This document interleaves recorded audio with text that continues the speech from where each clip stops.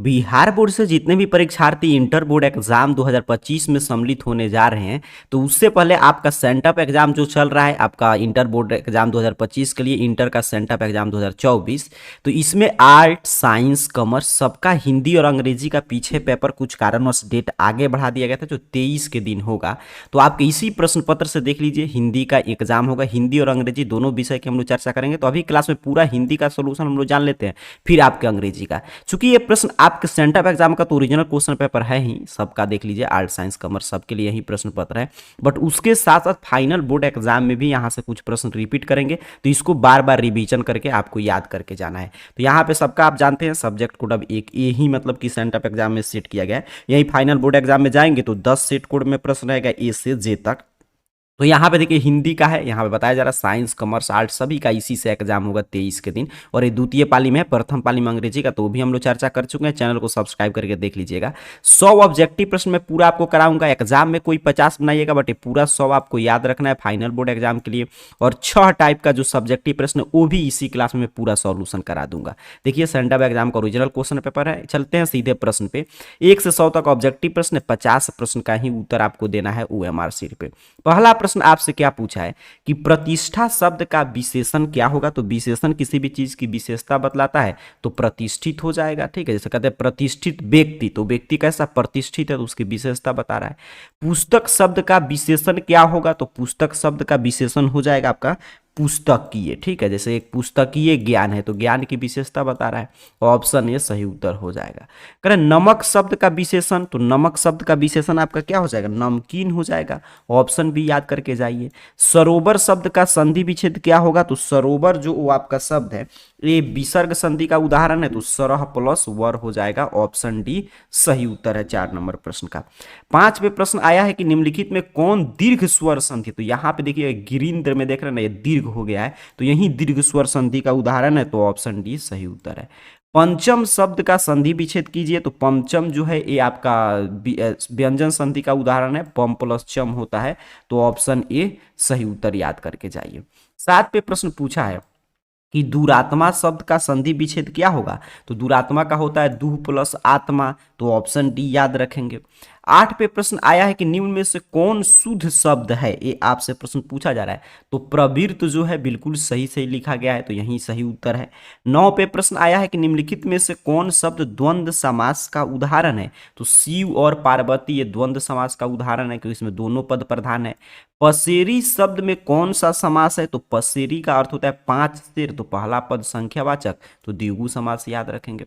निम्नलिखित में से कौन शब्द अधिकरण तत्पुरुष है, तो अधिकरण का चिन्ह देखिए, सब तत्पुरुष ही है, सब में उत्तर पद बाद वाला पद प्रधान है, लेकिन अधिकरण तत्पुरुष मतलब अधिकरण का साइन किस में आ रहा है ये आपसे पूछा जा रहा है। तो अधिकरण का क्या होता है मे पर, अब नराधम में देखिए नर में अधम कैटेगरी का जो हो तो मे इसमें साइन आ रहा है, तो ऑप्शन डी सही उत्तर हो जाएगा।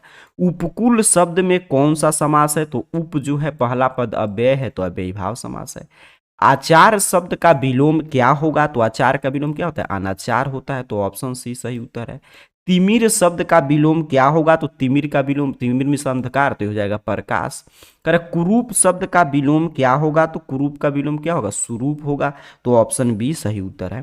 कर सूर्योदय हुआ और अंधेरा जाता रहा किस वाक्य का उदाहरण है, तो सूर्योदय हुआ और अंधेरा जाता रहा संयुक्त वाक्य का उदाहरण है, तो ऑप्शन डी याद करके जाएंगे। 17 पे प्रश्न आया है कि निम्नलिखित में से कौन शुद्ध वाक्य है, तो वह दंडनीय है, शुद्ध सही सही लिखा गया है, तो ऑप्शन बी सही उत्तर हो जाएगा। नदी में बहता हुआ पानी कौन पदबंध है, तो ये विशेषण पदबंध है, क्योंकि पानी की विशेषता बता रहा है, तो ऑप्शन सी याद करके जाइए। कुबेर शब्द का पर्यायवाची, तो कुबेर का पर्यायवाची क्या होता है, यक्षराज होता है, तो ऑप्शन बी आपको याद रखना है। अगला प्रश्न है कि गणेश शब्द का पर्यायवाची क्या है, तो गणेश का पर्यायवाची हो जाएगा महाकाय, ऑप्शन सी सही उत्तर है। 21 पे प्रश्न आया है कि असुर शब्द का पर्यायवाची शब्द क्या होगा, तो असुर का पर्यायवाची होता है यातुधान, तो ऑप्शन सी आपको याद रखना है। 22 पे प्रश्न है कि अश्व शब्द का पर्यायवाची शब्द क्या होगा, तो अश्व का पर्यायवाची होता है वज ये सब चीज, तो ऑप्शन ए सही उत्तर है। चलिए आगे देख लेते हैं। 23 पे क्या पूछा है, कह रहा जो कुछ नहीं जानता हो उसके लिए एक शब्द बताइए, तो जो कुछ नहीं जानता हो उसको हम लोग क्या कहेंगे, अज्ञ कहेंगे, ऑप्शन ए सही उत्तर हो जाएगा। 24 पे प्रश्न है कि जिसकी उपमा न हो उसके लिए एक शब्द, जिसकी उपमा न हो उसे अनुपम बोलते हैं, और ऑप्शन डी सही उत्तर है। जो बहुत बोलता है उसके लिए एक शब्द, तो उसको हम लोग कहेंगे वाचाल है, और ऑप्शन सी सही उत्तर है। नाक पर गुस्सा मुहावरे का अर्थ क्या होता है, तो तुरंत क्रोध होना, ऑप्शन ए सही उत्तर हो जाएगा। अगर सिर भारी होना मुहावरे का अर्थ, तो सिर में दर्द होना, ऑप्शन बी सही उत्तर याद रखिएगा। बात बढ़ाना मुहावरे का अर्थ क्या है, बहस छिड़ जाना, तो ऑप्शन सी सही उत्तर है। सफेद झूठ मुहावरे का अर्थ क्या होगा आपसे पूछ रहा है, तो सफेद झूठ मतलब सरासर झूठ बोलना, तो ऑप्शन डी सही उत्तर हो जाएगा। 30 पे प्रश्न है कि मीरा गई किस काल का उदाहरण है, तो मीरा गई सामान्य भूतकाल है, तो ऑप्शन ए सही उत्तर याद रखेंगे। कह रहा है अगला प्रश्न कि राम पढ़ेगा किस काल का उदाहरण है, तो ये आपका भविष्यत काल का है, तो ऑप्शन सी सही उत्तर है। कह रहे हैं बहन शब्द का बहुवचन रूप क्या होगा, तो बहन का बहुवचन क्या होगा, बहने होगा, तो ऑप्शन सी याद करके जाइए। निम्नलिखित में कौन शब्द अव्यय का उदाहरण है, तो अव्यय का उदाहरण कौन है, परंतु है, तो ऑप्शन डी सही उत्तर हो जाएगा। 34 पे प्रश्न आया है कि शब्द किसे कहते हैं, आपसे पूछ रहा है, तो शब्द जो है ध्वनियों के मेल से बने सार्थक वर्ण समुदाय को कहते हैं, तो ऑप्शन सही उत्तर हो जाएगा। चलिए आगे बढ़ते हैं, अगला प्रश्न देख लेते हैं। करे आराम शब्द है, तो आराम फारसी भाषा का शब्द है, तो ये विदेशी भाषा से आया, तो विदेशज हो जाएगा। मयूर शब्द का तद्भव क्या होगा, तो मोर हो जाएगा, ऑप्शन सी। वत्स शब्द है, तो वत्स शब्द जो है ये तत्सम है, तो ऑप्शन ए सही उत्तर हो जाएगा। 38 पे प्रश्न है कि रात को बाहर मत जाओ यह कौन सा वाक्य है, तो ये निषेधवाचक वाक्य है, तो ऑप्शन सी याद रखेंगे। 39 पे प्रश्न है कि अपयश शब्द में कौन सा उपसर्ग है, तो अपयश में देखिए तो अप उपसर्ग है, उपसर्ग शब्द के पहले लगता है। विराम शब्द में कौन सा उपसर्ग है, तो विराम, तो वी जो है उपसर्ग है। नि उपसर्ग से कौन सा शब्द बना है, तो निदान बना है, दान में नी लग गया तो निदान हो गया। बढ़िया शब्द में कौन प्रत्यय है पूछा जा रहा है, तो बढ़िया में या प्रत्यय है, तो ऑप्शन ए सही उत्तर हो जाएगा। लड़ाई शब्द में कौन सा प्रत्यय है, तो आई प्रत्यय है, ऑप्शन बी याद रखेंगे। 44 पे प्रश्न है कि वीरत्व शब्द में कौन सा प्रत्यय है, तो त्व प्रत्यय है, तो ऑप्शन सी याद रखिए। हिंदी में कितने लिंग हैं, तो हिंदी में 2 ही लिंग है, तो ऑप्शन ए रट के जाएंगे। निराशा शब्द है, तो निराशा क्या है आपका स्त्रीलिंग है। अनुमान शब्द है, तो अनुमान पुल्लिंग है। चांदी शब्द का लिंग निर्णय कीजिए, तो चांदी स्त्रीलिंग है। अगला प्रश्न है कि हिंदी में कुल कितने सर्वनाम है, तो कुल सर्वनाम की संख्या 11 है। उसका सिर खुजलाता है इस वाक्य में कौन क्रिया है, तो इसमें सकर्मक क्रिया है, तो ऑप्शन बी सही उत्तर हो जाएगा। एग्जाम में 85 बनाना है, लेकिन मैं पूरा बताया कि मैट्रिक बोर्ड एग्जाम के लिए महत्वपूर्ण है। कह रहे बालक पेड़ से गिरा, इसमें कौन कारक है, तो आपादान हो जाएगा क्योंकि अलगाव का अर्थ है। हे नाथ मेरी सहायता करो किस कारक का उदाहरण, तो संबोधन किया जा रहा है, तो ऑप्शन डी सही उत्तर है। शुक्रवार शब्द कौन सा संज्ञा है, तो व्यक्तिवाचक है। कह रहा है निम्नलिखित में कौन अंतस्थ व्यंजन है, तो वह जो है अंतस्थ व्यंजन है, तो ऑप्शन डी सही उत्तर हो जाएगा। निम्नलिखित में कौन अल्प प्राण व्यंजन का उदाहरण है, तो अल्प प्राण व्यंजन का कौन होगा, ग होगा, तो ऑप्शन ए सही उत्तर है। घ का उच्चारण स्थान, तो घ का आपका उच्चारण स्थान कंठ होगा, क ख घ सबका। निम्नलिखित में कौन स्वर एक मात्रा में है, तो एक मात्रिक स्वर यही है, देख लीजिए ऑप्शन बी। अनुपमा अत्यंत सुंदर है वाक्य में कौन विशेषण है, तो इसमें प्रविशेषण है, तो ऑप्शन सी सही उत्तर हो जाएगा। थ का उच्चारण स्थान है, तो थ का उच्चारण स्थान दंत होगा, त थ द। गायक शब्द का संधि विच्छेद क्या होगा, तो गय प्लस अक हो जाएगा, ऑप्शन बी सही उत्तर है। अब अक्सर से देखिए आपके बुक से प्रश्न मिल रहा है, नूतन ब्रह्मचारी नामक उपन्यास के उपन्यासकार कौन है, बालकृष्ण भट्ट हैं। जयप्रकाश नारायण के बचपन का नाम बाउल था, तो ऑप्शन बी याद रखेंगे। कह रहे बर्नार्ड शॉ ने नर को क्या माना है, तो बर्नार्ड शॉ ने नर को अहेर माना है और नारी को अहेरनी। मालती के पति का नाम क्या था, तो महेश्वर था। काफी आसान सा प्रश्न है, ऑप्शन डी सही उत्तर हो जाएगा। अगला प्रश्न है कि कुलबीर सिंह और कुलतार सिंह भगत सिंह के कौन थे, ये आपसे पूछा गया है 65 पे प्रश्न। तो कुलबीर सिंह और कुलतार सिंह के कौन थे, भाई थे। अब देखिए यहाँ पे 66 नंबर प्रश्न है, तो थोड़ा सा इसको मैं सही कर दूं कि चीजें आपको स्पष्ट दिखाई दे। चलिए अब आपको स्पष्ट दिखाई दे रहा, पूरा यहाँ पे थोड़ा सा क्वेश्चन नंबर वगैरह कट रहा था। अब आगे बढ़ते हैं। करे किस रचनाकार का कार्य क्षेत्र बिहार था, ये आपसे पूछा 66 नंबर प्रश्न। तो इसमें से किनका था, जगदीश चंद्र माथुर का था, तो ऑप्शन सी सही उत्तर है। किस कहानी का शीर्षक पहले गैंग्रीन था, तो रोज कहानी का शीर्षक क्या था, गैंग्रीन था, तो ऑप्शन बी सही उत्तर हो जाएगा। कौन साहित्यकार नई कहानी आंदोलन के प्रमुख हस्ताक्षर थे? तो मोहन राकेश। तो ऑप्शन डी सही उत्तर हो जाएगा। राम की शक्ति पूजा नामक कृति किनकी है? तो ये सूर्यकांत त्रिपाठी निराला की है। तो ऑप्शन ए सही उत्तर है। निम्नलिखित में कौन साहित्यकार राजकमल प्रकाशन के में साहित्यिक सलाहकार थे? ये आपसे पूछा गया है। तो नामवर सिंह थे। तो ऑप्शन डी सही उत्तर हो जाएगा। 71 पे प्रश्न है कि निम्नलिखित में से किस रचनाकार ने मेघदूत नामक नाट्य संस्था की स्थापना की थी? तो ओम प्रकाश वाल्मीकि ने किया था। तो ऑप्शन बी याद रखेंगे। अगर जूठन शीर्षक आत्मकथा के लेखक के भाइयों का नाम क्या था? तो जसबीर और जनेसर था। तो ऑप्शन बी सही उत्तर हो जाएगा। 73 पे प्रश्न है कि निम्नलिखित में से कौन रचना मलयज की नहीं है?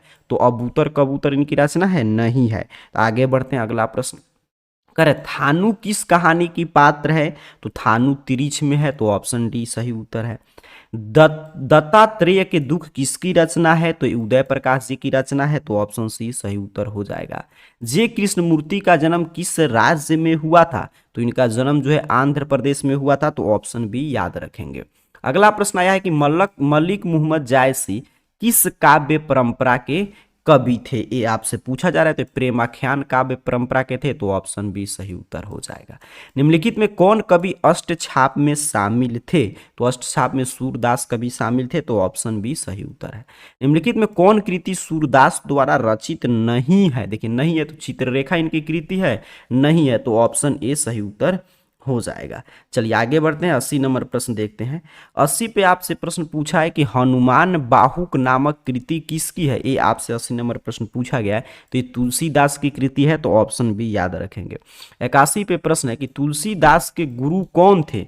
तो तुलसीदास के जो गुरु थे वो नरहरि दास थे। तो ऑप्शन सी सही उत्तर हो जाएगा। निम्नलिखित में कौन कवि राम भक्त थे? ये आपसे पूछा जा रहा है। तो नाभादास राम भक्त थे। तो ऑप्शन डी याद रखिएगा। कवि भूषण किस काल के कवि है? तो रीति काल के हैं। तो ऑप्शन सी सही उत्तर है। कवि भूषण को कवि भूषण की उपाधि किसने दी थी? तो राजा रुद्र शाह ने दिया था। तो ऑप्शन बी सही उत्तर याद रखेंगे।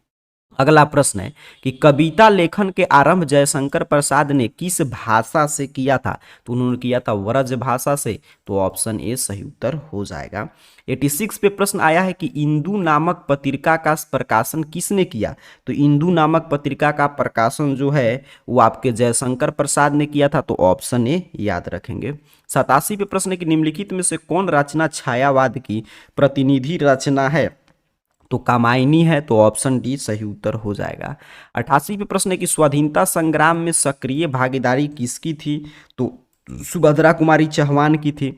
शमशेर बहादुर सिंह की पत्नी का नाम क्या था? धर्म देवी था। तो ऑप्शन सी रट के जाइए। कवि और शायर एक साथ निम्न में से कौन थे?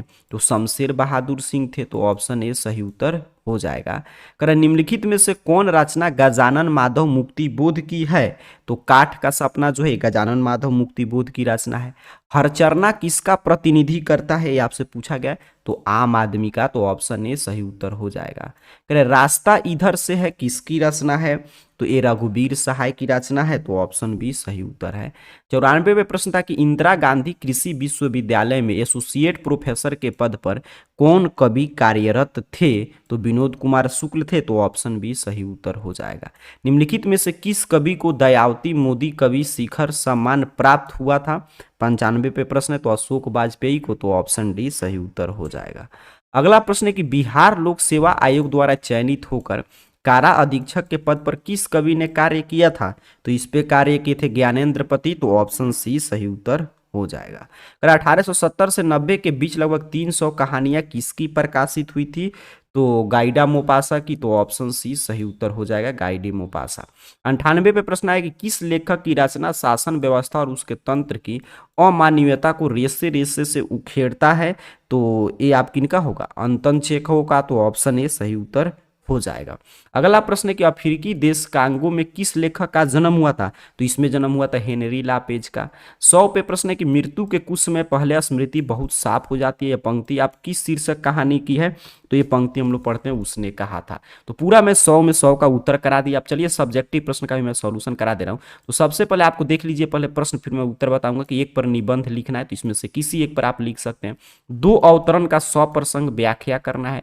फिर है कि आपके महाविद्यालय के पास प्रधानाचार्य को एक पुस्तकालय से पत्र मंगवाने मतलब पत्रिका मंगवाने के लिए पत्र लिखिए, दोनों में से कोई एक पत्र, इसमें से 5 का उत्तर देना है। अच्छा, यहाँ पे आगे की तरफ हम लोग बढ़ें तो इसमें देखिए 3 का उत्तर देना है, तो पूरा यहाँ पे प्रश्न पत्र आपका समाप्त हो जाता है। यहाँ पे एक संक्षेपण दोनों में से किसी एक का लिख दीजिएगा। तो चलिए भाई, अब आपको सब्जेक्टिव का उत्तर बता दे रहा हूँ। हिंदी और अंग्रेजी दोनों विषय का प्रश्न पत्र उत्तर सही देखने के लिए सिंपल सा आपको AR जॉब पोर्टल टाइप करना है और सर्च कर दीजिए गूगल सर्च बॉक्स में। जैसे ही आप सर्च करेंगे आपके सामने देखिए कुछ इस तरह, जैसे मैं आपके सामने लाइव सर्च करके दिखा रहा हूँ, आपके सामने सर्च रिजल्ट आएगा और ARjobportal.in वेबसाइट यहाँ पे शो होगा। ठीक है, सिंपल सा आपको इस ARjobportal.in वेबसाइट पे क्लिक कर देना है, जैसे मैंने आपके सामने क्लिक किया। यहाँ पे आप जैसे ही क्लिक करेंगे आपके सामने ऑफिशियल वेबसाइट इस रूप में ओपन हो जाएगा।